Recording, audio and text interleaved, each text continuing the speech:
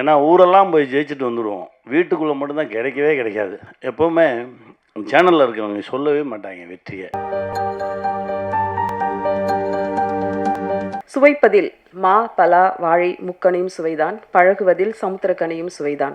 Zero நிலை மக்களுக்காக போராடும் இன்றைய இளைஞர்களின் நம்பிக்கை நட்சத்திரம். தன் படங்களிலும் படைப்புகளிலும் நீதி நியாயத்தை சொல்பவன். ரேஷன் கார்டில் இடம்பெறாத அத்தனை குடும்பத்திலும் அண்ணன் உறுப்பினர் சமுத்திரக்கனி அவர்களை தடைய மாபெரும் வெற்றிக்கு காரணமாக இருந்த சகோ அவர்களை பேச அழைக்கிறோம். இறைவனுக்கு நன்றி. எல்லா மனசுமே ஒரு வெற்றிக்காக தான் ஏங்கி கிடக்கு. இந்த வெற்றி ரொம்ப ரொம்ப ஆழமாக உள்ளே போய் மனசுக்குள்ளே நிறைய விஷயங்களை சரி பண்ணிடுச்சு, அப்படி தான் சொல்லணும். எப்போவுமே சேனலில் இருக்கிறவங்க சொல்லவே மாட்டாங்க வெற்றியை. நல்லா இருக்கு, நிறைய நம்பர் வந்திருக்கு, உண்மையிலே இதுதான் அப்படின்னு சொல்லவே மாட்டாங்க. முதல் முறை ஒருத்தன் சொல்லியிருக்கேன், அதுக்கே ரொம்ப சந்தோஷமாக இருக்குது. என்னென்னா கிட்டத்தட்ட நான் 3000 எபிசோட் டைரக்ட் பண்ணியிருக்கேன் ஸ்மால் ஸ்க்ரீனில். 3000 எபிசோடும் வந்து வாலில் வெடி வச்ச மாதிரி தான் ஓடிக்கிட்டு இருப்போம். அப்போ வரைக்கும் இது ஜெயிச்சிருச்சுன்னு சொல்லவே மாட்டாங்க. இல்லை இன்னும் கொஞ்சம் இருந்திருக்கலாம், இன்னும் கொஞ்சம் மேலே போயிருக்கலாம், இப்படியே தான் பேசிக்கிட்டு இருப்பாங்க. ஒரே ஒருத்தன் மனசார இன்றைக்கி சொல்லியிருக்கேன், ரொம்ப சந்தோஷமாக இருக்குது. முழுக்க முழுக்க கௌசிக் மேலே வச்ச நம்பிக்கை தான் இந்த படைப்பு.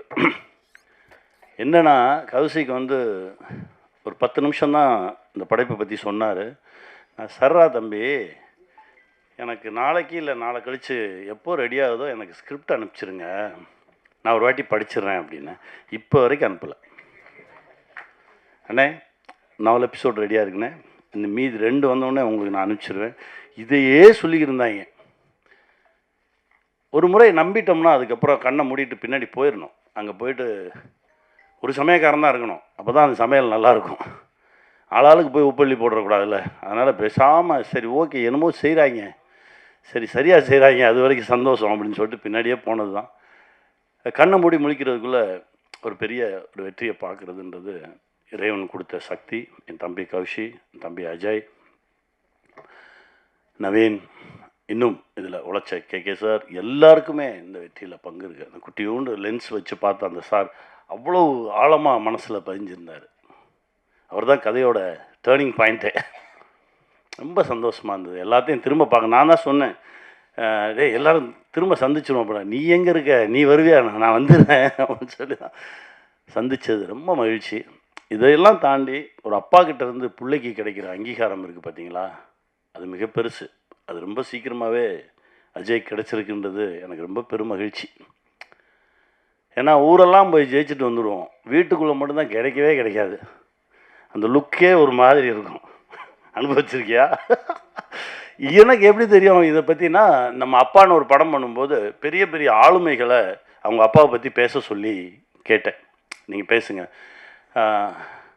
அப்போது பிரியதர்ஷன் சார் சொன்னார், அதாவது எனக்கு வந்து சிபிஐயில் ஜாப் கிடச்சிருச்சு, அதுக்கு இன்டர்வியூ கூப்பிட்ருந்தாங்க.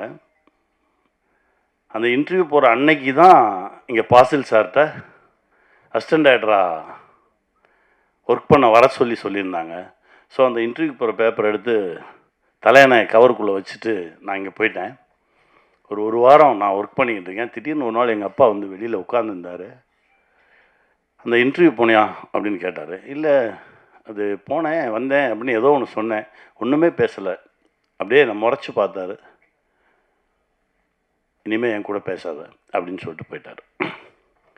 இதற்கு பிறகு கிட்டத்தட்ட 70 படம் டைரக்ட் பண்ணியாச்சு. ஊரே கொண்டாடுது, ஆனால் அப்பா மட்டும் பேச மாட்டேன்றார்.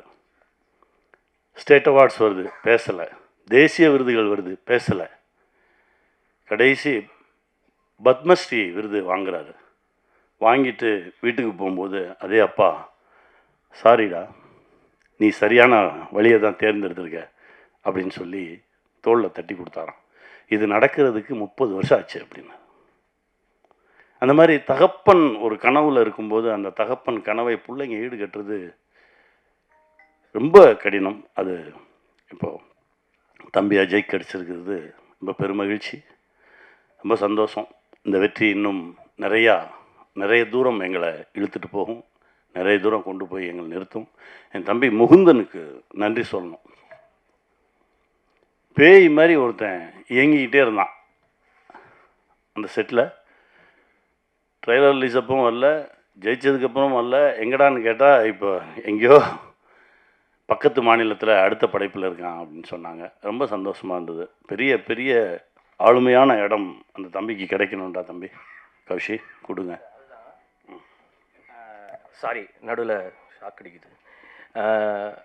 அவர் இங்கே இருக்கும்போது இருந்ததை விட பெரிய போஸ்ட்டுக்கு தான் இப்போ கொச்சினுக்கு அவருக்கு அனுப்பியிருக்கோம். சந்தோஷம், ரொம்ப மகிழ்ச்சி.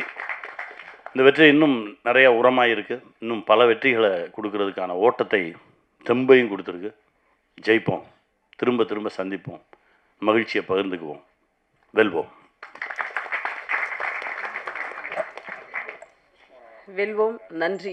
1999 தமிழ்நாடு ஆந்திரா எல்லைப் பகுதியில் நடந்த உண்மை சம்பவத்தை இத்தனை நேர்த்தியாக கொண்டு வருவது மிக கடினம்.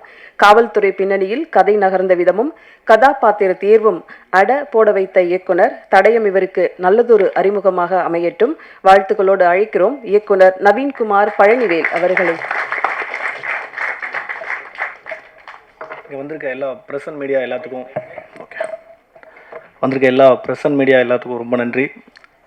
உங்களோட சப்போர்ட் ரொம்ப இருந்துச்சு, அதனால தான் இவ்வளோ பெரிய ரீச் கிடச்சிது. அதாண்டி கௌசிக் சார் ஸ்கிரிப்ட் சொன்னதுலேருந்து இப்போ வரைக்குமே ஃபுல் சப்போர்ட்டிவாக, எந்த டைம் நைட்டு 4 o'clock 5 o'clock எல்லா டைமும் பேசியிருக்கோம். எல்லா டைமும் சப்போர்ட்டிவாக ஐடியா பண்ணி இதை இந்த அளவுக்கு ஹிட்டு கொண்டு வந்ததுக்கான மெயின் ரீசன் கௌசிக் சார் தான். அப்புறம் ஜி டீம் டோட்டலாக முகுந்த் சார் எல்லாமே. அடுத்து கனியனை ரொம்ப சப்போர்ட்டிவாக பண்ணி கொடுத்து இவ்வளோ பெரிய ஹிட்டுக்கு மெயின் இன்னொரு காரணன்றது கனியண்ணன் தான். அப்புறம் என்னோடய டீம் எல்லாமே, KK sir music director. Main ப்ளஸ்ன்னு பார்த்தா மியூசிக், கிளைமேக்ஸ்லாம் மியூசிக் தான் மெயினாகவே இருந்துச்சு. இப்படின்னு ரொம்ப நன்றி. அப்புறம் சப்போர்ட்டிவ் ஆர்டிஸ்ட் எல்லாத்துக்கும் ரொம்ப நன்றி. அப்புறம் என்னோடய டைரக்ஷன் டீம், கோடைரக்டர் விஸ்வா, அப்புறம் பசங்க எல்லாமே ரொம்ப சப்போர்ட்டிவாக பண்ணி கொடுத்தீங்க. அது இல்லாமல் ஷார்ட் டைமில் ஒரு 20 days பண்ணோன்னு எல்லாத்தையும் ரொம்ப டார்ச்சர் பண்ணியிருப்பேன். எல்லாத்துக்கும் ரொம்ப சாரி. அதே மாதிரி ஒரு சில மிஸ்டேக்ஸ் இருக்குது, நான் நெக்ஸ்ட்டு ப்ராஜெக்ட்ஸில் கொஞ்சம் அதை கரெக்ட் பண்ணிக்கிறேன். ரொம்ப நன்றி, தேங்க்யூ. எழுத்தாளராக அறியப்பட்டவர் இப்போது நடிகையாக பின்தொடர்கிறார். பல படங்களில் இவருடைய முகங்களை பார்க்கலாம். கொற்றவை அவர்களை பேச அழைக்கிறோம்.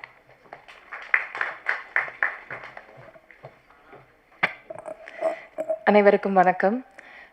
தொடர்ந்து எங்களுக்கு ஊக்கம் தரும் பத்திரிகை ஊடக நண்பர்களுக்கு மிக்க நன்றி. தடயம் வெப்சீரிஸ் எனக்கு ஒரு மிகப்பெரிய வாய்ப்பு. அதற்கு வாய்ப்பளித்த இயக்குனர் நவீன்குமார் அவர்களுக்கும் ஜி5 நிறுவனத்தாருக்கும் ரொம்ப நன்றி. என்னுடைய நிறம் காரணமாகவும் தோற்றம் காரணமாகவும் ஒரு ஒதுக்கலுக்கு ஆளாகி வந்த எனக்கு இந்த கதாபாத்திரம் ஒரு மிகப்பெரிய நம்பிக்கை அளித்தது. இதில் ஒரு மிகப்பெரிய உருமாற்றத்தோடு எனக்கு நவீன்குமார் வாய்ப்பு கொடுத்துருந்தாரு. அவருக்கு எப்படி என்னுடைய நடிப்பு மேலே அந்த நம்பிக்கை வந்துச்சுன்னு தெரியல. ஸோ இது எனக்கு மிகப்பெரிய நம்பிக்கையை கொடுத்துருக்கு. தட் என்னாலேயும் நல்லா பெர்ஃபார்ம் பண்ண முடியும்னு சொல்லிட்டு அந்த நம்பிக்கைக்கு மிகப்பெரிய நன்றி நவீன். வந்திருக்கும் ஊடக நண்பர்களுக்கு மிகப்பெரிய நன்றி.